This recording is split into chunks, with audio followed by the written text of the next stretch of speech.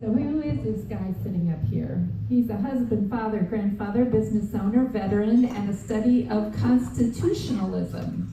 He has an hour-long segment and also has been a fill-in host on KSGF Springfield, Missouri on Fridays from 7 a.m. to 8 a.m., where he discusses the legislation working its way through the state process and the state constitution. He has been a board member and legislative committee member of the Locke and Smith Foundation since its founding in 2008. This group reviews every piece of legislation that has achieved the stage of third read and passed, and they compile a constitutional scorecard for all the elected representatives.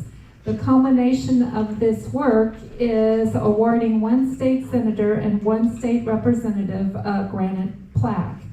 Please welcome Tom Martz tonight.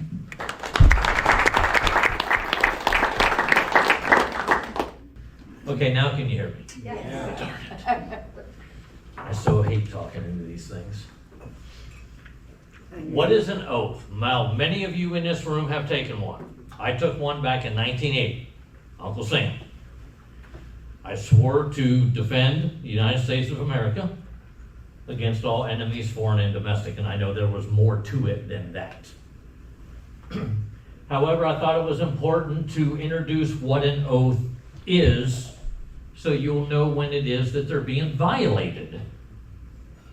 So an oath is an assurance. It's a bond, it's a commitment, it is a guarantee, it is a pledge, it is a promise, a vow, a contract, and a pact. Your state elected officials swear an oath every time they're elected. The question is do they follow that oath? Nope. No. And if they don't follow that oath, no disrespect, Miss Rump, but what are you doing about it? Let me see here. Get this one.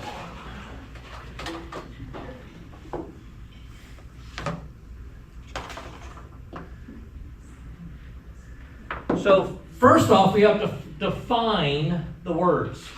Hey, Tom, So sorry, I didn't mean to interrupt. Can you make that where it's just a slide on the screen so we can see it? oh sure, now you're going to ask me to do something I don't know how to do. I know how. Okay. This is one of those things, if you don't do it on a regular basis, you forget how to. Right. Oh, well, And I do it so rarely. you're up. It's, I know it's a Mac. So what button does you need to push? I don't know how. First of all, it's a Mac. I know there's something that, when all else fails, push the arrow. We're very easily So what is an assurance? An assurance is a noun. It is a promise. A bond is also a noun. It is a close connection joining two or more people, as in marriage. Mother, son, mother, daughter. A commitment is also a noun. It is a promise or a firm decision to do something. Now, does that always mean that something is right? No, it does not mean it's always right. A guarantee, also a noun. A promise that something will be done or will happen. Well, after tonight, something is going to happen. We just don't know what. Pledge is also a noun. It's a serious or formal promise. Promise is a verb. It is to tell someone that you will certainly do something. Vow is a verb. It is to make a determined decision or promise to do something. A contract, a noun, a legal document that states and explains a formal agreement between two different people or groups, or the agreement itself. Pact is a noun, a formal agreement between two people or groups of people. Could you make the case that between you and your elected official, your employee, that what you have created is a contract? when they do this. Because they are swearing to this. Who created this? The people did. Which is why I'm going to disagree that the health department has any authority whatsoever to do what they say that they have to do, because it's all in here. And when more and more people start using that document to get them people back under control where they belong, you may find a difference of mindset in the people who decide to run for those types of offices. So would you agree with me that an oath is something that people should take seriously when they do this? If I looked at the voting records of, and I'm going to discount Mike Moon, he's completely out of this equation. If I looked at the voting records of 2024 of most of these individuals, I hope they are more faithful to their spouses than they are faithful to this document. Is it or is it not the same concept? If I can cheat on this document 60% of the time, then why can't I cheat on my wife 60% of the time? Yeah, she will kill me. She has tolerated me for 38 years, and don't ask me why. I have not a clue. So each justice or judge of the United States shall take the following oath or affirmation before performing the duties of his office. I, blank, do solemnly swear or affirm. And you notice some people will say affirm doesn't mean swear. Well, yes it does. They are pretty much the same word, just used differently, but it means the same thing. That I will administer justice without respect to persons and do equal right to the poor and to the rich, and that I will faithfully and impartially discharge and perform all the duties incumbent upon me as blank under the Constitution and laws of the United States, so help me God. The only difference between this one and the state of Missouri is in the oath of the justices here in the state. They also swear an oath to what? This document. So that being the case, recently we had a Supreme Court decision dealing with Amendment 3. It was determined by 4 of them, and I'm going to try to read between the lines here based on their opinions. I think in all sincerity, the 4 justices who affirmed Amendment 3 going on the ballot literally was pointing the finger at Jay Ashcroft.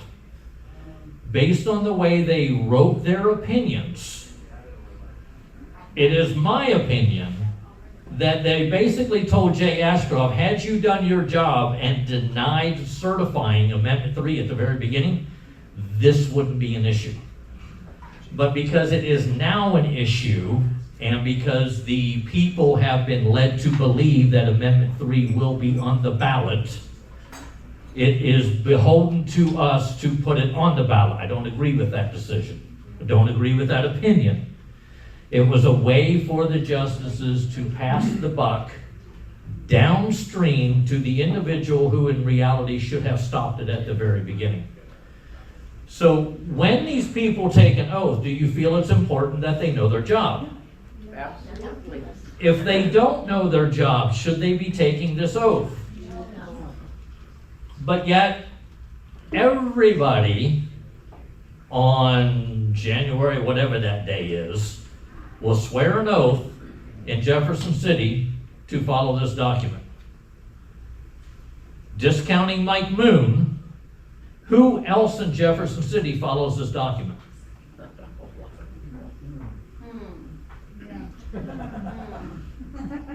Who do you think on the House side follows this document the best?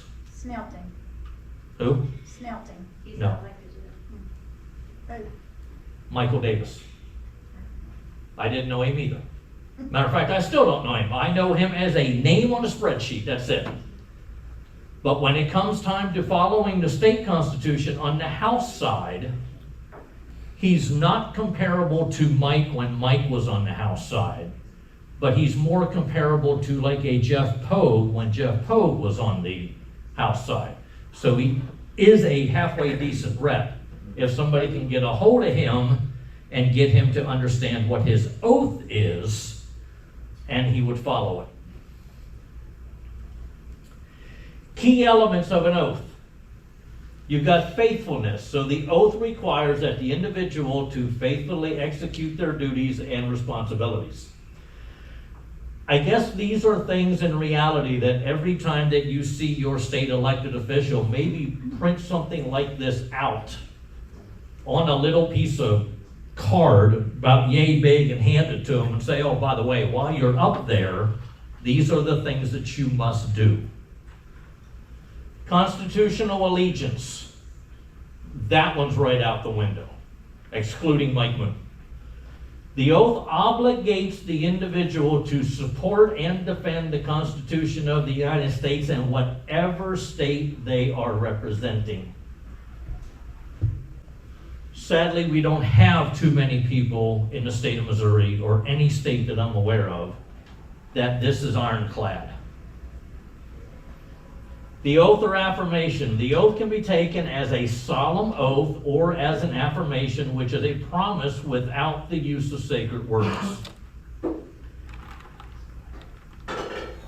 I don't want to point fingers at anybody, because I know there are people in this room who have been divorced and remarried. There are instances where your oath, either from one side or the other, goes down the toilet, and that bond should be broken. I can understand the marriage. I can understand the family. What I can't understand is an employee who violates the oath against his employers. That's you. That's them up in Jefferson City. They'll explain to you why it is, consistently, why it is that something needs to be done and not follow the Constitution. One of the people that I had high hopes of doing really, really good on the Constitution when he got elected to go to Jefferson City, flat out told me, he says, Tom, I will never get a granite plaque. Because there's just some things that you have to ignore the Constitution in order to get something done. And I guess if that's the way he feels about it, granted, he will never get a granite plaque, because in looking at his voting record in his freshman year, it has not been that effective.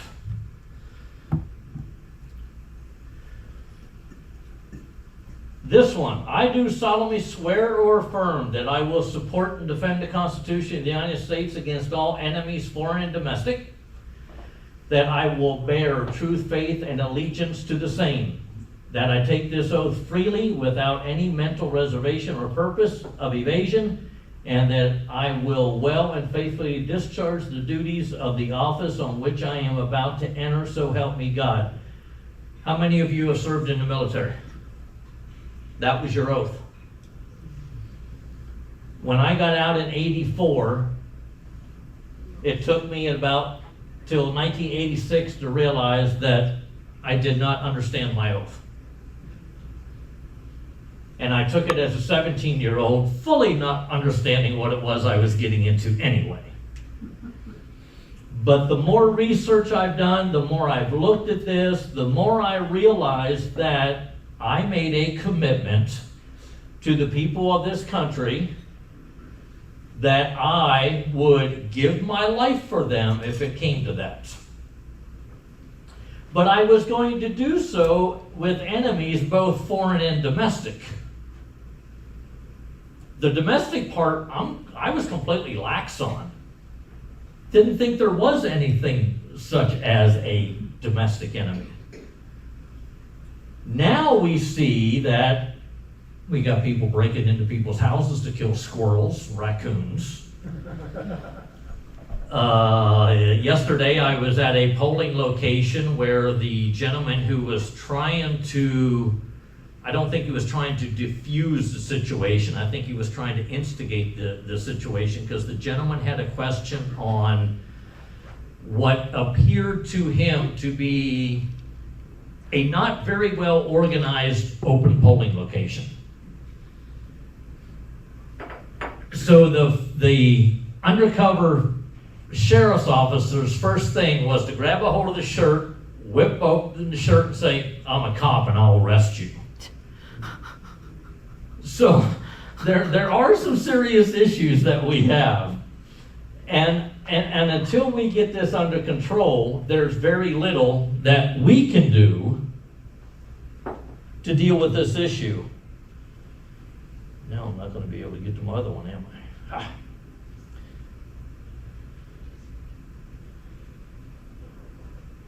Okay, so what type of oaths are there? Presidential oath. January the 20th, somebody will be saying that oath.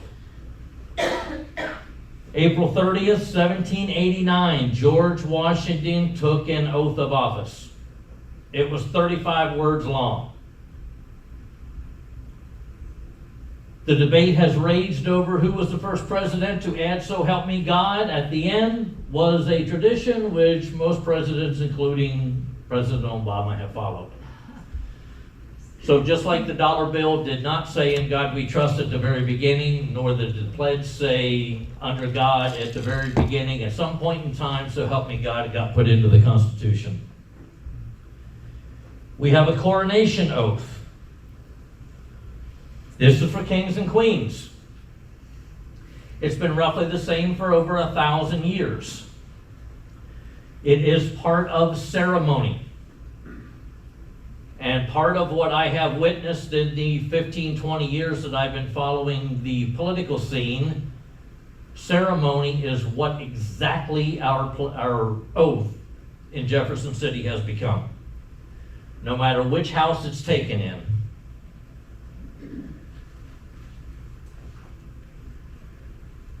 Hippocratic Oath. Who takes that one? Medical professionals. Now, there's also been some discussion on whether or not that the Hippocratic Oath at the very beginning said, "Thou shalt do no harm." I wasn't around when the Hippocratic Oath was first written, so I don't have a clue whether it was or wasn't. But according to this article, it was not. Oath of citizenship. Can somebody tell me the 3 types of citizenships that we have here in the United States?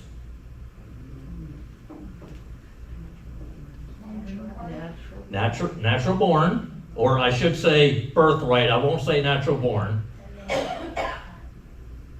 Naturalization. Naturalization. What's the other one?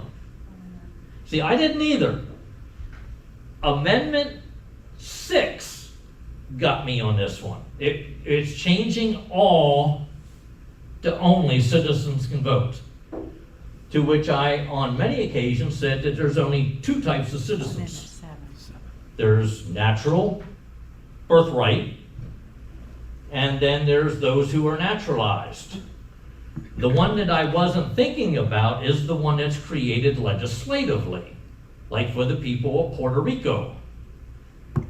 They didn't go through any naturalization process. They are citizens of the United States. Their citizenship was granted to them legislatively when they became a territory of the United States. So there are 3 types of citizenship.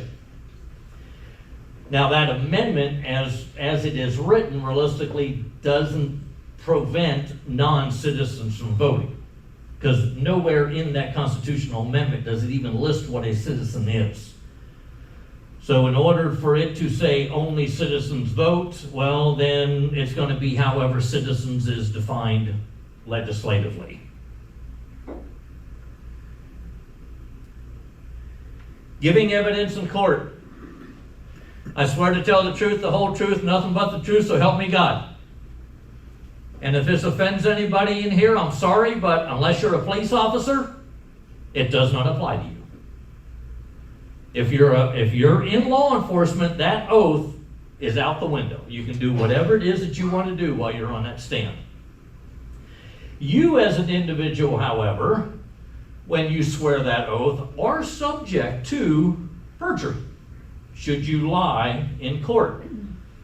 Also, the judge swears an oath at the beginning of a court case as well, and that oath does not really apply to them either.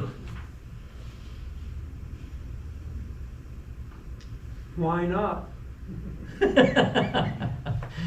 Because legislatively, I shouldn't say legislatively, judicially, there have been court opinions that have been handed down that give this dichotomy of immunity to lots of people who sit on the bench or who are part of the judicial application of the United States of America. This one blows me away. This is an oath in order to get a membership card to this library. You literally have to swear an oath and get a card to be allowed a reader's card for this library, which is the Bodleian Library in Oxford. Thankfully, we do not have to do that in the counties in which we reside. U.S. Army oath, I'm going to put that along with U.S. Air Force, U.S. Space Force, U.S. Coast Guard, U.S. Marines, U.S. Navy. They're all predominantly the same. Did you know magicians had oaths?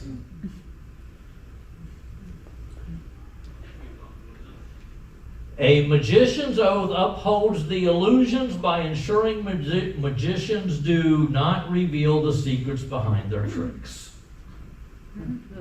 So you can basically, the magicians have their own Hippocratic Oath to their own profession. Sounds like the legislature. Okay, and I don't want to go down this rabbit hole. The Masonic Oath. Whether it's the Freemasons or not, we have no knowledge of this. But that is also another oath. There are private organizations that have an oath. And that is the list of oaths that are required here in the United States, both governmentally and privately. Some organizations, maybe the Republican Party, has an oath for you to swear in order to become what would be deemed a good and faithful Republican. I don't know. The Democrats may also have a pledge in order for you to become a good and faithful Democrat, Libertarian, Green. It doesn't make a difference which political party. Since I don't involve myself in political parties, I have no clue or knowledge whether or not they have an oath. But I do remember at one point in time standing across the road at a Republican event because I was told I was not Republican enough. And to them, Republican enough at that point, and I was too young and naive to comprehend it, was that I was not participating within the realm of the Republican Party. Any questions about an oath?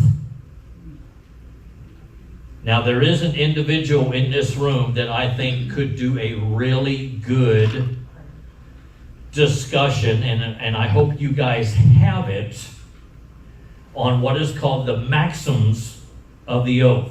It's the legal precedents that are created and legal doctrine from years past that deal with an oath of office and how to make people accountable to them.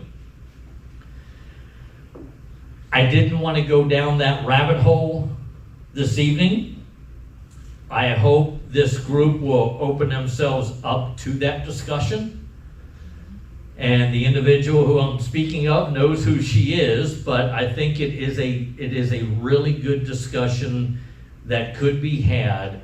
Because in all sincerity, if your elected official, whether they're local, state, or federal, do not abide by their oath of office, then they should be gotten rid of. Yes, sir. That's exactly my question. From what I understand, we have a legislative law in this state, as well as other states have this law, that if you violate your oath, you must vacate. And if you're forced to vacate, then there's a penalty of a Class B felony, which is 6 months in jail and a $1,000 fine.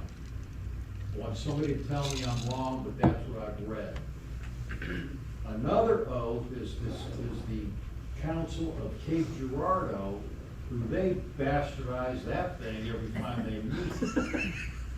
And it specifically says, if you read the oath that they take to the citizens of Cape within the city, that they have to vacate, and it depends on the other council on a 4-majority vote to get rid of them.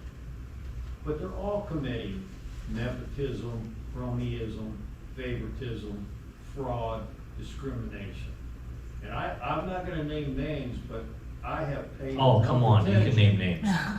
We're amongst friends I here. have paid enough attention, and I have taken it upon myself to figure out how do you get rid of these people?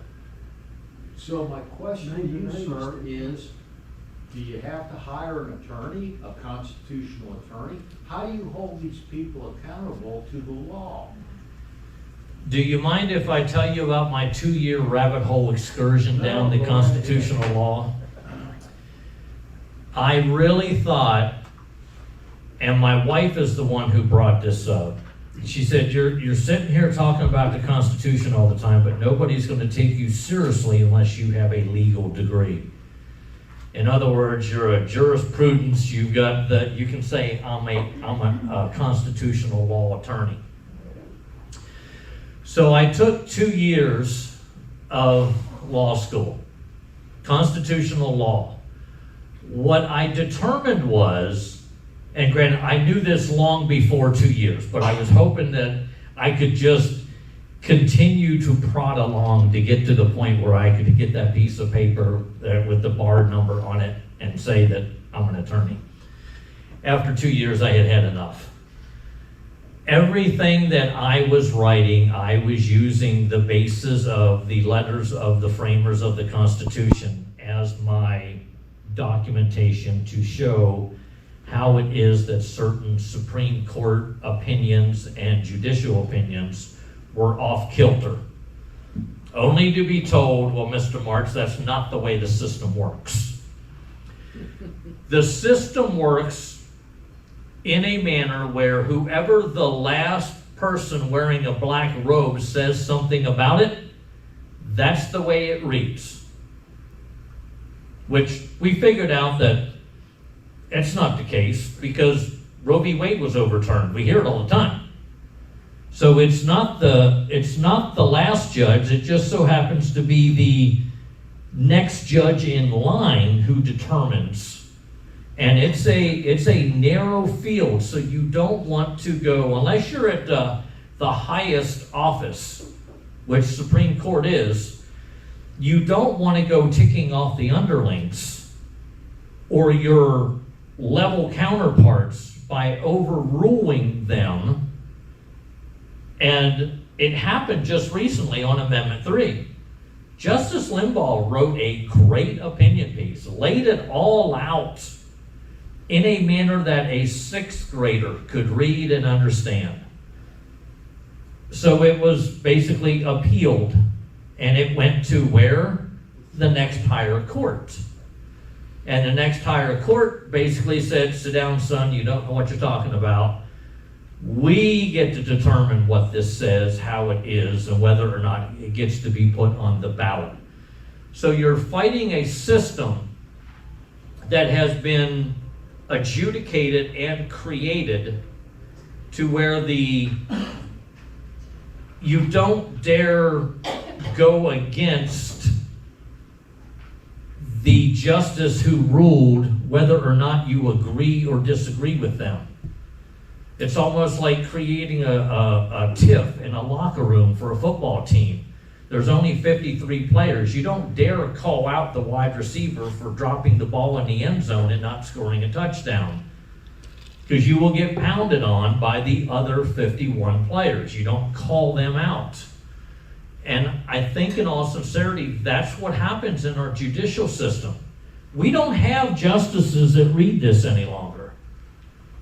I figured out in law school, we don't have teachers who even read the Constitution any longer. There's a whole series of letters written between the framers, Abigail Adams and John Quincy Adams and George Washington, and even the ones that realistically don't have a no name, have letters written explaining it is and how it is that our government was created and how it was formed. It wasn't formed in a manner that majority rules, but yet that's what we have. If the majority says it, therefore that's the way it is. And then you have to go to court to try to get it to the point where that's not what it says, that's not what it means. So to get back to your question, until you can flip the system completely over, or until you can get more people on board to do what it is that you would like to do, you're like the dog that's barking at the raccoon way up in a tree. You're not going to get up there to get to the raccoon, and the raccoon can stay up in a tree and just live there until it falls out of the tree from deprivation of sleep or something. So you need to expand the people that attend city council meetings. You need to start calling these people out when they're not securing their oath. When the time frame that we went to city council meetings, we used to always carry a state constitution up there with us. But we would filibuster city council meetings until they changed the rules. And then when they changed the rules, we still figured out a way to filibuster the city council meetings until they changed the rules. Eventually, there's enough rule changes where you can't filibuster the meeting anymore. So about the only thing you can do is then start fresh, start new. Whether it's 1, 2, 3, 4, however many city council members you have, you need to get more people on that commission who are like-minded like you. And I'm sorry, but you guys are in the minority. I'm in the minority. I'm a smaller minority than you are because I'm the one complaining about the Constitution not being followed all the time. But slowly over time, it is possible to grow a movement to where you're successful. Once you're successful, you got to make sure that the people that you put in the positions of authority keep the same mindset. Often there may be a tyrant in this room. I don't know. It's probably her right there. Give her a modicum of power, and you'll see how tyrannical she gets. No, only kidding. But it's a 24-hour a day, 7-day-a-week job that none of you have time to do. And until you can get to the point where you accept information in bits and pieces, and you end up with this person over here is very proficient at the state constitution. This person over here is very proficient at Robert Rules of Order. This person over here is very proficient at something. This person over here is very proficient at something. You don't have to be the expert in everything. You don't have to be the expert on who to vote for. But somebody in this room needs to be. And you need to be critical of those people. Just because somebody has an R after their last name does not mean that they understand what liberty and freedom is all about. They may understand their own version of tyranny, Clint Tracy, but anyhow, I followed him as a legislator, so his actions while he's here parallels his actions while he was in Jeff City. So it's not something that would have me believing, oh, he's completely changed. Now, I have seen people get out of the state legislature, come back to a local office, and it seems like they completely flipped. They went from liking their own version of tyranny while they were in the legislature to all of a sudden liberty was the thing when they got to the local level. And that's what you want to see. But you got to be able to understand that, you know, you're fighting an uphill battle. I'm fighting an uphill battle. Everybody who's in this movement is fighting an uphill battle. I mean, if it was up to me, there would have been no amendments that passed today. But I'm only one vote.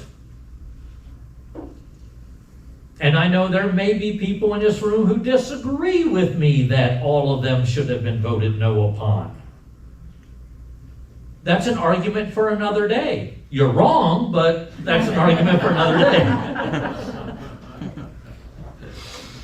So in answer to that question, it is incredibly difficult to get people to understand the gist of the power that they have in their own body. And until you get people who are more inclined to do what it is that you would like to do, you're going to have a tough time of it. Because I'll use Clint Tracy as an example. How many city council members you have? 7. So generally speaking, 6 of those council members probably align with Clint Tracy 80% of the time, if not more. So you've got to figure out how to get 10 of you, and then those people need to get 10 of them, and those people need to get 10 of them in order to fight the system of the 7 that agree consistently with one another. We're on that roll. Okay, that's pretty much where you need to be. Yes, ma'am. But- Oh, I'm sorry. I was gonna say, so on this subject, so then, Article 1, Section 9 of the state constitution, we have a right to petition our government for redress of grievance or remonstrance. That's correct. Can that not get anywhere? But we have to learn how to do that. Yeah, and therein lies the best example of a remonstrance and grievance is what? A remonstrance is for bad legislation. No. What is the best example of one already being written?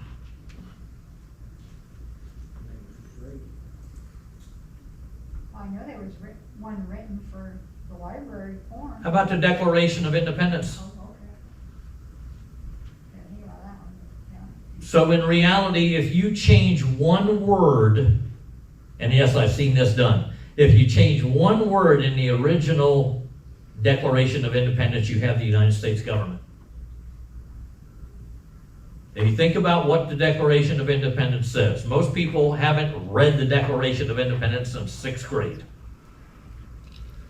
But that is also a document that you've got to get more comfortable with and more familiar with. The best opportunity to write a grievance to your government is using what already exists. It is the Declaration of Independence. I bet that you all could get together and within 15, 20 minutes, I bet you could create something that's identical to the Declaration of Independence and apply it towards Cape Girardeau. But John, you need somebody to read your redress of grievances, to do something about it. I think most of us all saw the Lavoy Finicum standoff DVDs. They had a redress of grievances. That's all they wanted all those law enforcement people to do was look at their redress of grievances. And everybody from the county sheriff on up to the Oregon law enforcement, the FBI, they said, no, we don't want anything, we don't want to look at that. Oregon probably was not, and I know it's neither here nor there, but Oregon is probably not the best state to do what it is that it did. And I know that's neither here nor there, but in order for a redress of grievance to work, you need to work behind the scenes at the very beginning to make it so that the people who are the legal enforcers of such a document are on your side. That's my question. That's Who the thing. are they? Yes. That would be your sheriff, that would be your prosecutor, that would be... Wow. Right. Wow. Good luck. You wanna hear a quick story? Go for it. So we have 66 child pornography books in our library. The library says, well, we moved them out of the children's section and put them into the over 18. Well, now you're no longer a library, you become a bookstore. So a group gets together, does the affidavits, does the grievances, and all they do is flip you off the bird. So we have nuisance laws, we have obscenity laws, we have child pornography laws in this city. So I take it upon myself to organize those laws. And another individual talked to the prosecutor, he got shoved out the door, talked to the mayor, got shoved out the door, approached the advisory board, they flipped us off. So I get a 10-minute meeting with the sheriff. In my mind, the most powerful person in the county. That's correct. Got it? Mm-hmm. She looks at me and she said, and I said, Sheriff, those books have to be removed. The 3 laws are being violated. It's your job to uphold the law. She looks at me and she goes, you know, this is very interesting conversation. She said, I wouldn't want those books in the Jackson Library at all because of my grandkids. I said, when will I hear back from you after you talk to the prosecutor? Oh, let me step back.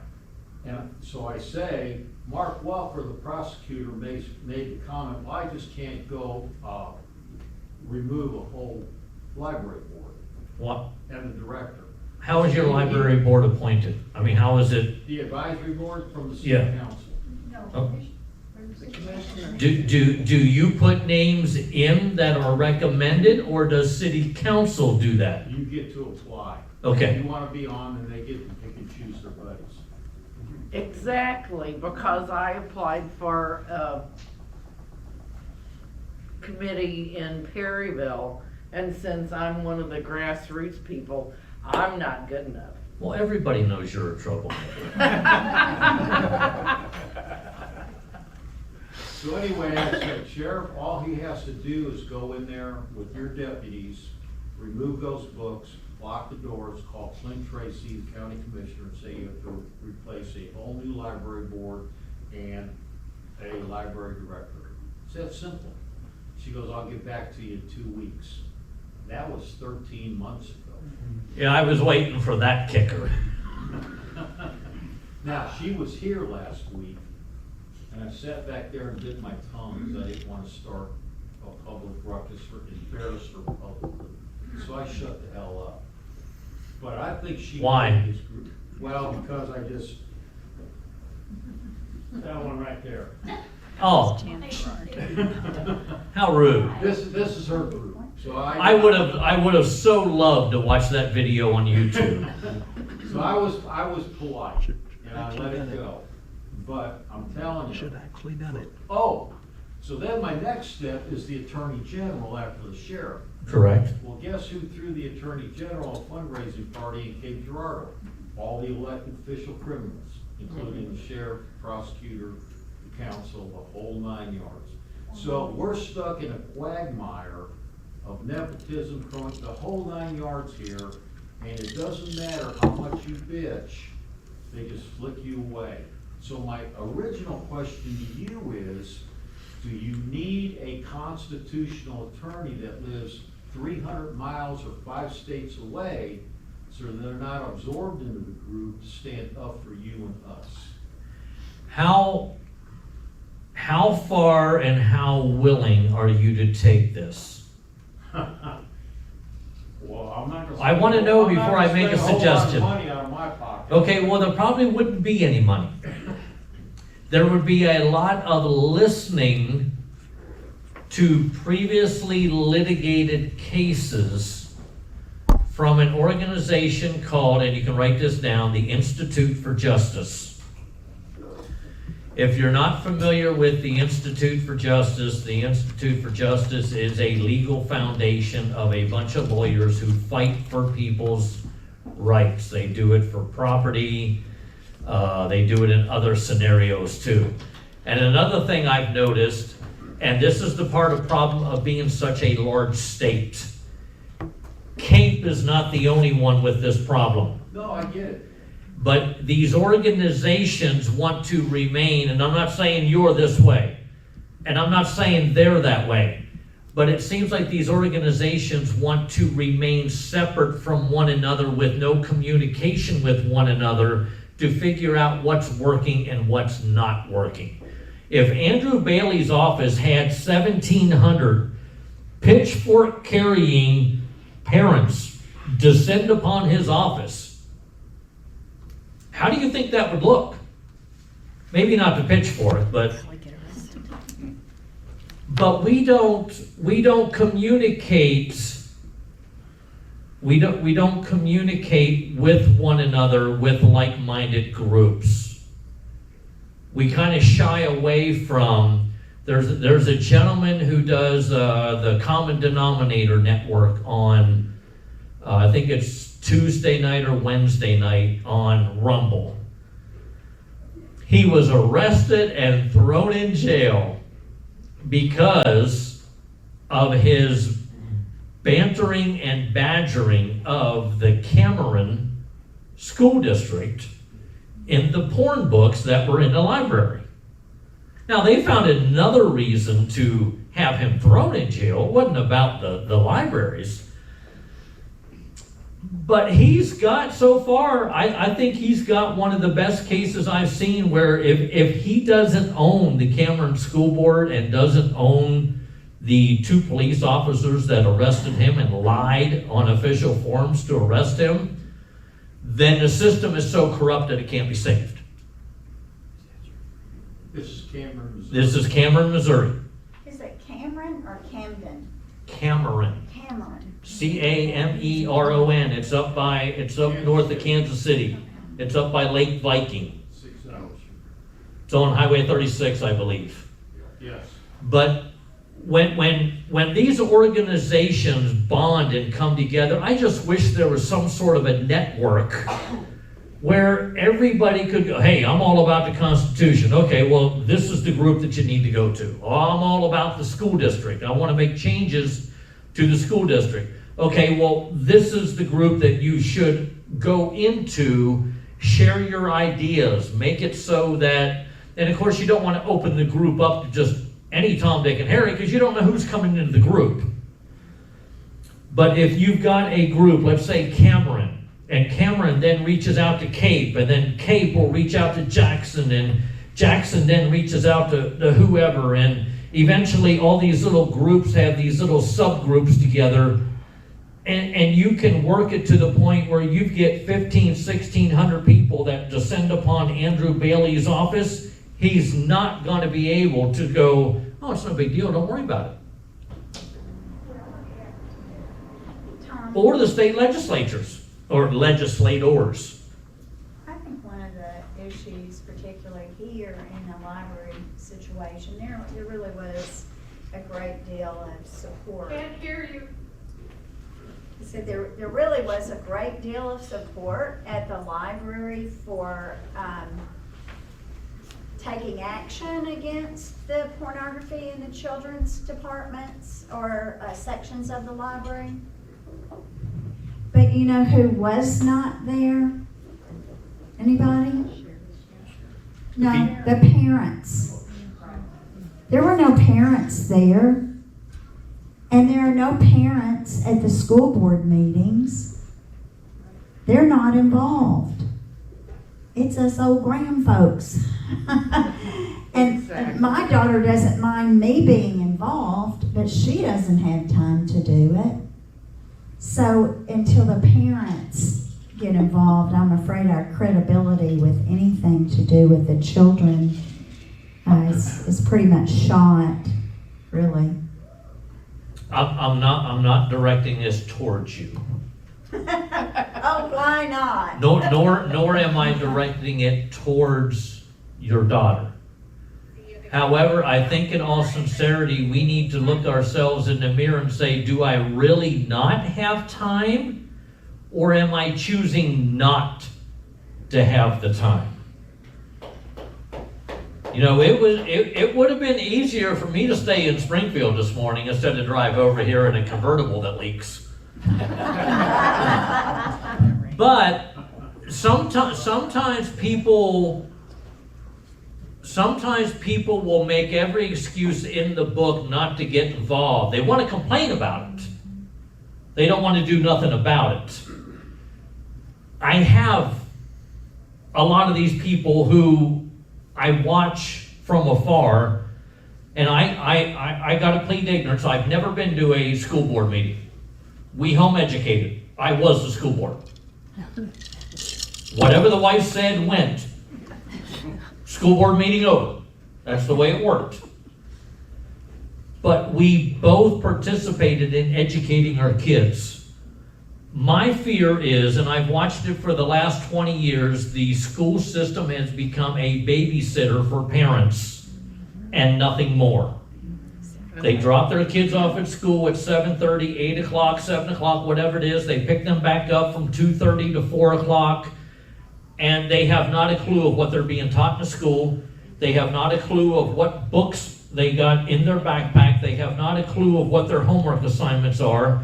And generally, most parents do not understand or could even grasp what it is that their kids are learning in the classroom.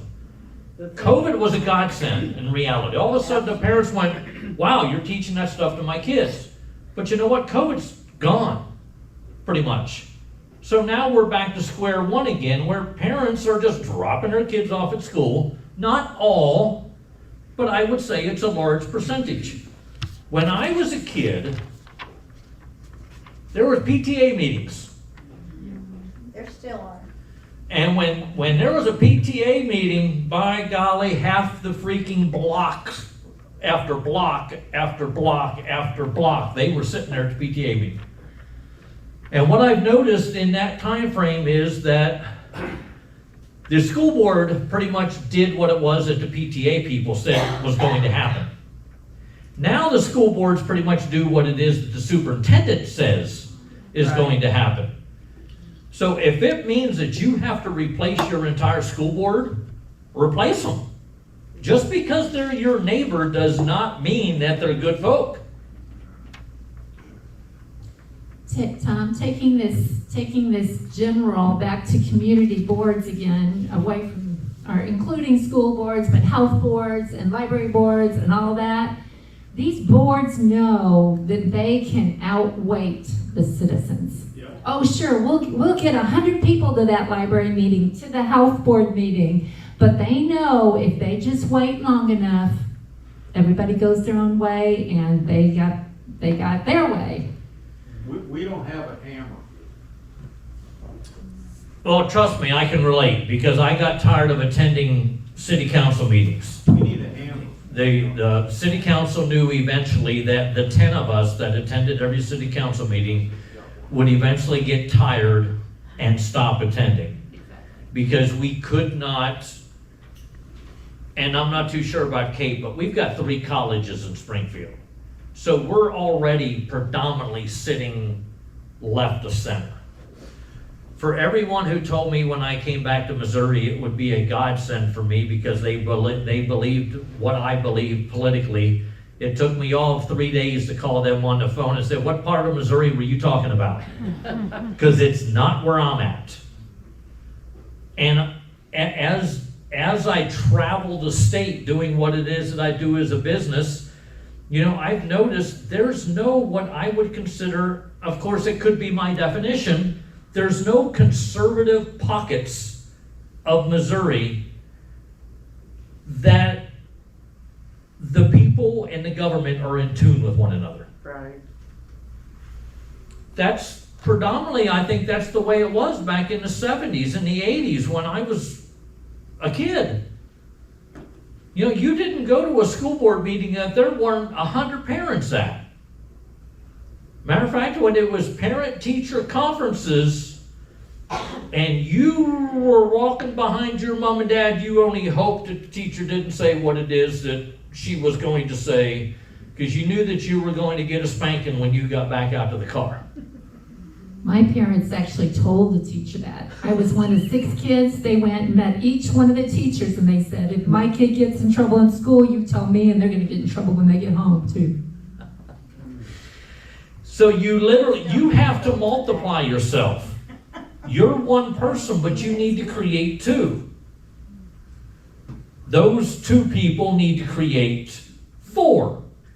Those 4 people need to create 8. Granted, I've been doing this Constitution thing for many, many, many, many years, and I'm still waiting to find the other me. It's difficult. Yes, ma'am. I just want to say, I thank you. And I think personally that if you continued this, maybe not by yourself, but with help, that you would find other like minds to continue, because we find that it's important, but here's the problem. And you've already addressed it. And I'm to the point where we are so entrenched with attorneys because they just keep I don't care how big the group is. The bitching at the library advisory board is proof of what she said. They just keep unless you bring a hammer. Here's the law, you're breaking the law, here's the consequence, we're filing a lawsuit, and you ain't gonna win. Game over. We don't have that hammer. And that's what I'm looking for. We got it. I'm going to introduce you. May I introduce you to Stephen Downey? Stephen will be hopefully announced very soon, the new county commissioner of Cape Girardeau County. He says he's the hammer. Well, I said I can be a hammer, but Yes. so I've actually had the opportunity to sit on a couple of planning commission kind of things. One of them from Jackson School District. Was anybody in on that deal that's here? Okay. So I can tell you I probably asked a few questions in that meeting, in that planning deal, that were uncomfortable, we'll just say. But what I want to ask everybody in this room is, what do you think the real problem is? No, I mean, The real problem. The real problem is that our values have changed. yes. Not ours. No, society's Yeah. society's values. We're no longer a moral society. Yes. Okay. How do we fix that? All I know is. Revival.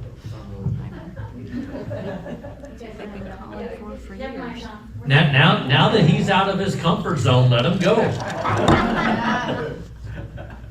Okay, I'm a simple guy. Okay, I'm an A to B guy. I'm A to B, 1 to 10. All I know is we have obscenity laws, we have child pornography laws, we have nuisance laws on the book with consequences. And they just tell you to go F yourself, and we need a hammer. And that's the end of my trail. I have been to the complaint boards. I emailed the mayor over an issue.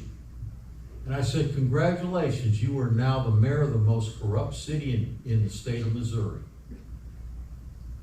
I got a 5-paragraph response about all the la-la programs this liberal is trying to institute and how wonderful things are gonna be. We need a hammer. We need somebody to say, you're out, here's the law. You need to vacate. You violated your oath to office. And if I file charges, you go to jail for 6 months and with a Class B felony and a $1,000 fine. Clean it up or file and sue. And that's where we are, because we can get all the people we want, because we have, and they keep flicking you away. We don't have the hammer. We've got the nails, we don't have a hammer. When is your sheriff up for reelection? Today she's on the ballot. She's on a poll. Question, why do you think the prosecuting attorney, and why do you think Sheriff Dickerson don't want to act? Mark Welker is not manly enough to pull that kind of trigger. He's in it for his own self-preservation and political. He's only 38 years old. The sheriff, I have no idea. I thought when I left that meeting 13 months ago, it was a done deal. They're all in on it. I'm just telling. The whole I'm group. asking. Honestly, I think this is my opinion, and I'm not officially a politician yet, right? But no. That's not 17. At midnight. It's a big circle, and they're all in on it. They all got each other's backs. They do what the hell they want. They hire the people that they put in place to do what they want, and they commit cronyism to negligence. You've got an attorney, no names mentioned, who voted for his brother-in-law to be on a particular board. He needs to resign. And Mark Welker won't file charges. They did in Stoddard County, remove the county commissioner, because his son-in-law got a job with the county. Yep. All I'm telling you is, we don't have a hammer to deliver that blow. We don't have any judges in this county that are worth a hoot. You gotta start with the hammer. Maybe you need Have each other's back, people but of don't good have our moral back. character to run for office. Oh, we have. That we do, and that's Have each our other's back, goal. but don't have our back. The more I get out, because there's one individual that I'm hell bent on never being elected again. And I'm finding more groups in town that are just as pissed off as I am. And I keep encouraging them, we're not gonna do it in a meeting, we're gonna do it at the ballot box, or we're gonna outvote this person. And that's our first step. And never mentioning the person we want to win, because we don't want to show any support for that person, but just don't reelect anybody that's been there because of. And that's our approach in the next 18 months, and I'm finding there's groups in Cape that are just as irritated as I am. They just don't know how to step out and get after it. Because I'm 71 years old, I only fear Jesus, and I don't give a shit. How confident are you of Way this to go. individual being that person? Pardon me? How confident are you of that person being, that individual being the person that you think they are? What person are you talking about? The one that you're talking about? Yeah. Oh, I'm pretty confident. We're all confident. We're all confident. Okay. Yeah, I think. Well, I think I know who it is that you're talking about, Yeah, but so we don't mention names. We just say, you don't want the same things, so don't vote for the same people, because they go, yeah, I'm so, I'm that. I said, look, go tell 10 people, to tell 10 people, but you gotta, this is the way you gotta vote. Don't reelect these people. see, I know a lot of people don't want to do this, but I think one of the most beneficial things to do at the beginning of the year, set yourself a goal.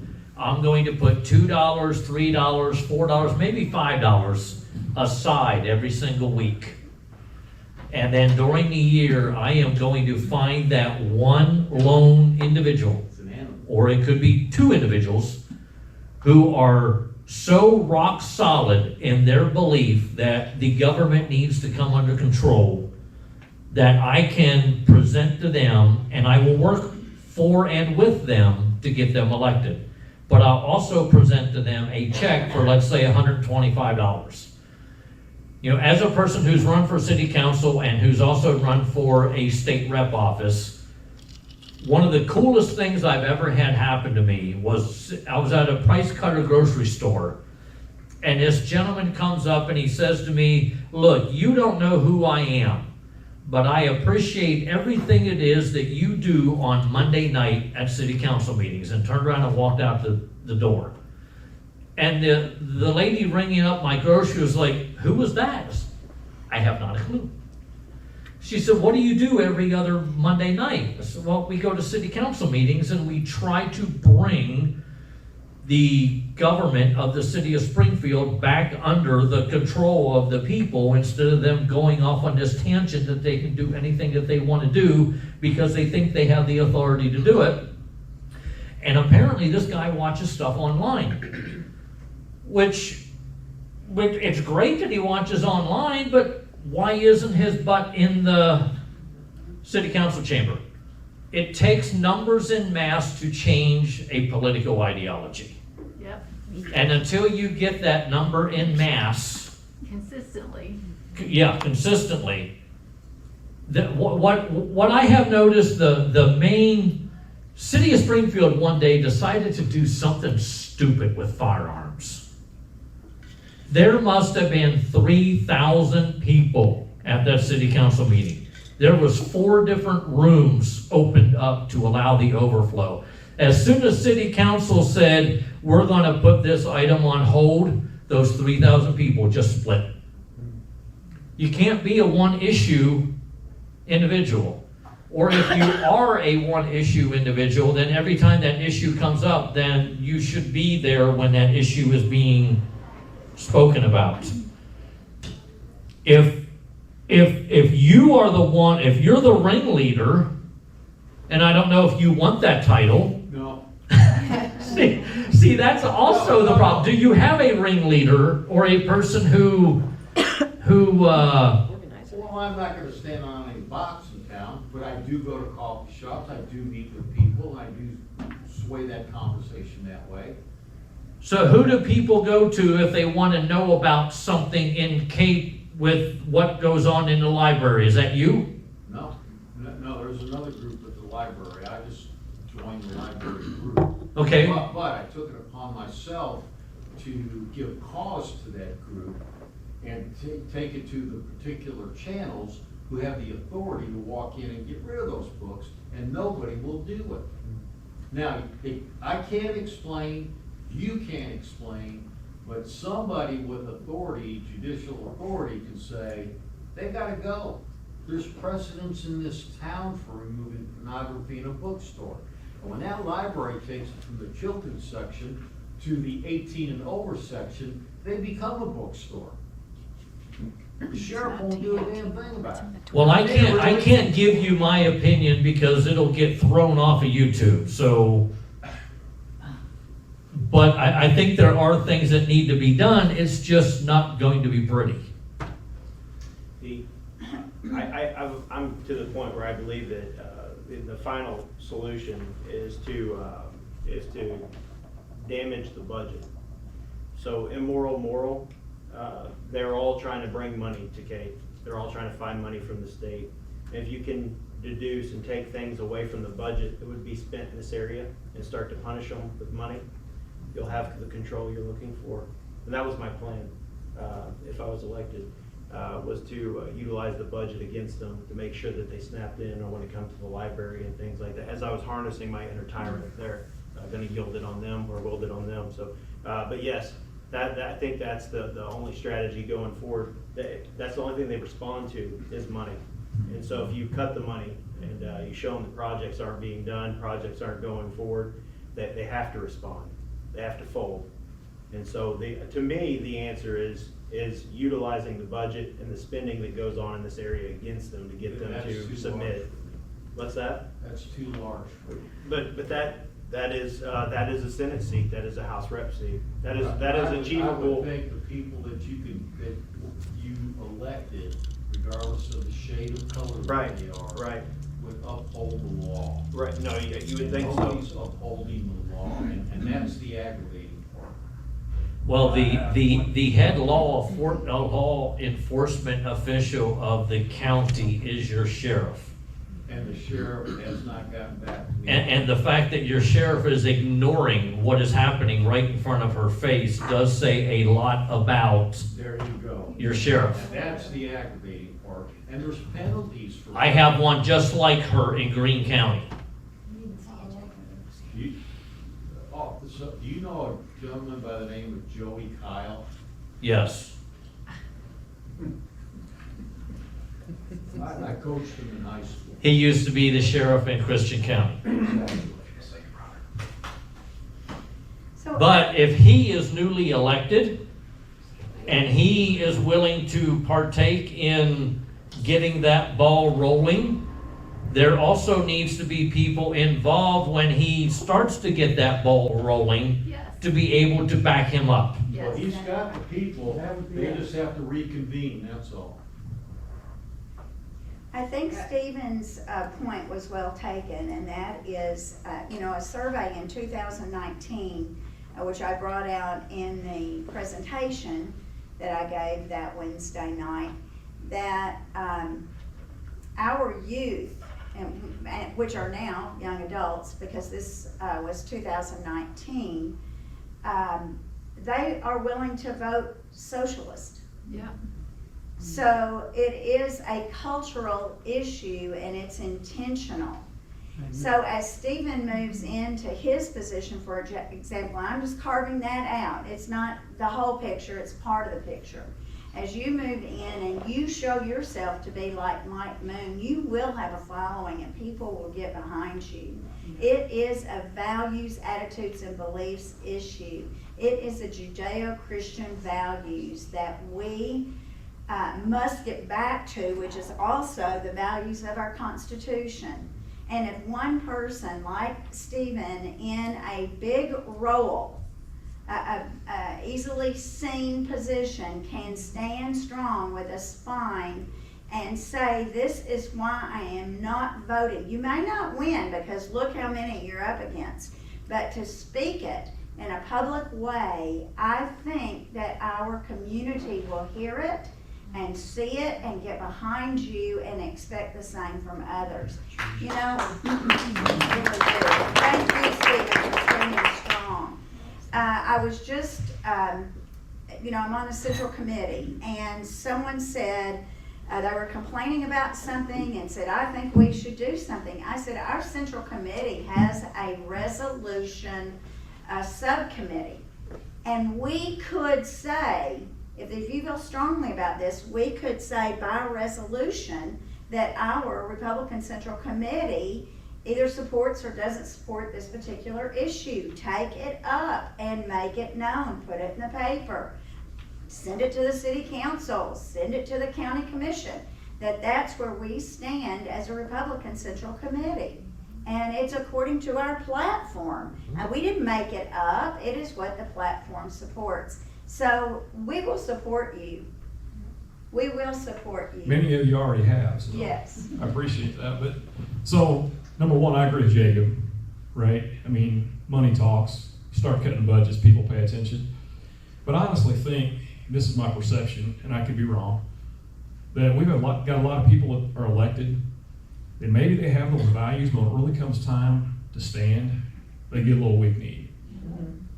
Right? And I don't really understand in this particular situation, why Sheriff Dickerson or Mark Welker's not pressing that issue. I don't understand. But one of the things I intend to do is ask some uncomfortable questions. Another thing I'm not probably going to do it, I'm in the process of doing it right now, even though I'm not officially elected, is I'm going to be lining up some prominent people from the school districts, all of them in Cape County, various levels in government. Sheriff is definitely on my list. But I want to start kind of a small group Bible study. Okay, when we actually talk about what the Bible says, what the Constitution says, and we line some of this stuff out. Because, to me, and the Holy Spirit is the hammer, right? I'm not the hammer. Amen. Okay? He's the one that's got to change. Right? But at the core, and we can get angry about stuff, but unless we change hearts, Yep. we don't win. That's right.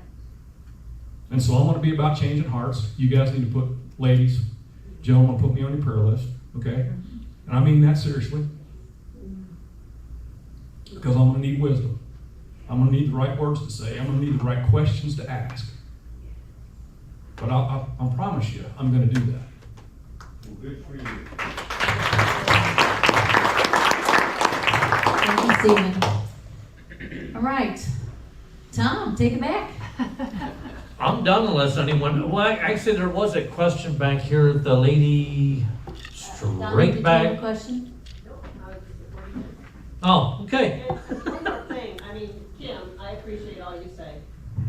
But just because we're a grandma, we can't just, well, that's all it is. I don't wanna say that. Just because we are active doesn't mean we can't get our kids active. I mean, we gotta do that. We have to do that. It is required of us to pass that on. So, and maybe you didn't mean to just say, just because we're grandmas, we don't have any choice, we just gotta go along to go along. I didn't say that at all. Oh, And I I got have the been at feeling every that you school said- board meeting. I got We the have feeling been that you there. said that we're grandmas, there's not that much that we can do. And I'm saying, they say, what's it to? to you? Right. I'm not gonna argue about it. I'm I don't wanna tired. argue about it. I'm just saying, we have a voice. We gotta keep using it. Sit back down on your rump. I think she meant that. Thank you. Yeah, Kim has been to so many Cape School Board meetings, and I'm with you. Parents just don't show, I understand, and I understand what you're saying as well. Okay, Tom, were you done with your I'm done. presentation? Unless there's questions, I'm finished.